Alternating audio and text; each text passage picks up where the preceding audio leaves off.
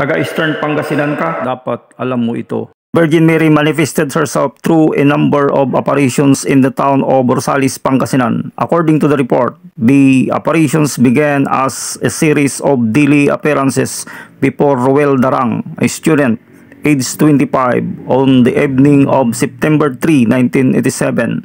The public appearances started 10 days thereafter on September 13, 1987. Napansin ko itong lugar guys, kakaiba. Our Lady of Rosales Gruto pala ito. May nakausap akong babae na mga 64 years old na nakita pala niya si Virgin Mary daw na nagliliwanag dyan sa Kapalayan. Mga madaling araw daw na nagpakita si Virgin Mary. At nakwento pa niya na ang daming pumupunta dyan noon, time na yon.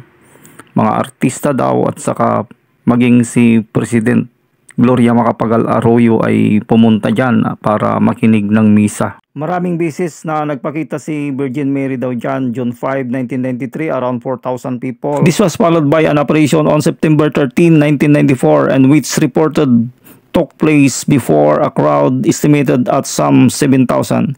That was the apparition which became the subject of the eyewitness account reportedly published by the Inquirer.